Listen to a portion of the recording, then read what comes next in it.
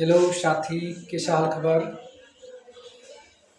म एउटा आज आफ्नो भाइ बहिनीलाई एउटा मनको कुरा के भन्न चाहन्छु भनेपछि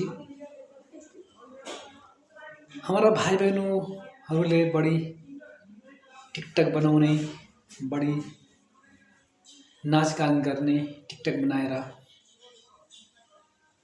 अनि यिनीहरूको ध्यान बढी टिकटक नाचगान गर्नेतिर हुन्छ, पढाइतिर ध्यान हुन्न।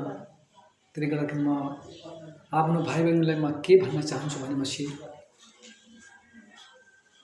टिकटक बनाउनुहोस्, तर आफूले उसको साथमा आफ्नो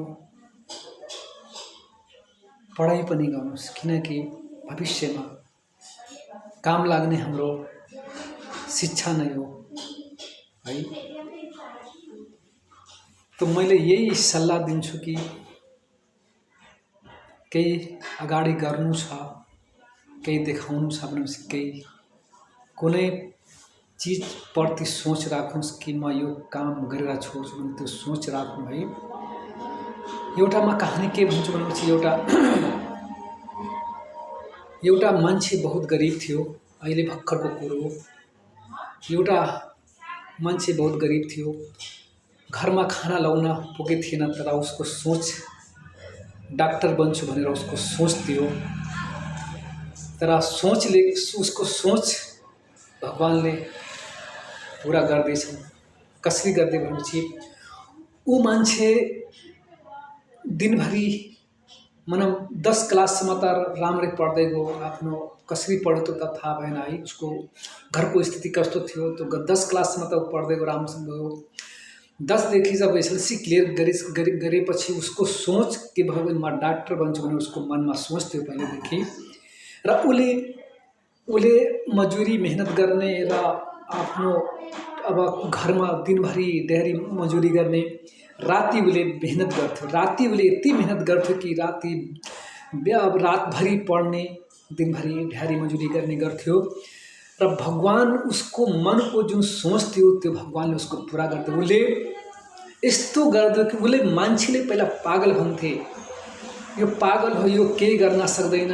तर उसले चुप लाग्थ्यो, ऊ केही बोल्थेन। उसले भन्ने कुकुर भुक्ने भुक्छ, हात्ती हिँड्छ, त्यस्तै उसको सोच थियो। र एक दिन उसले MBBS को स्कलरसिपमा फर्स्टमा नाम निकाल्दिए।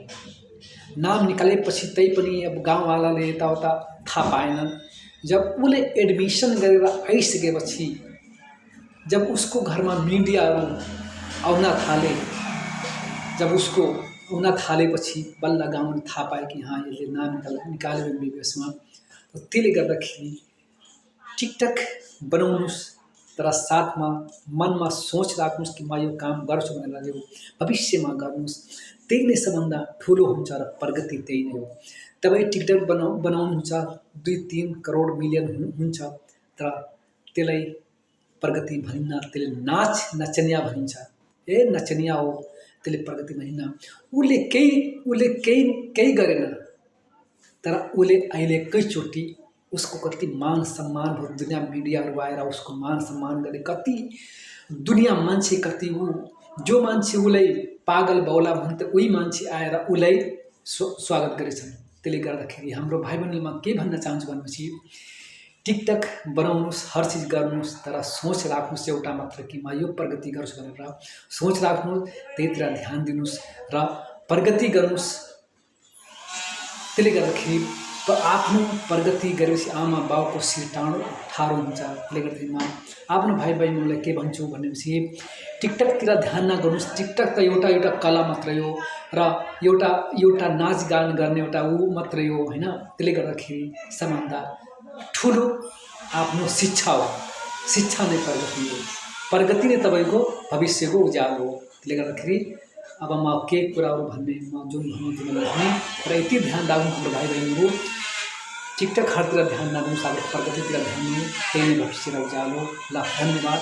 म अब के भन्ने, ल बाई।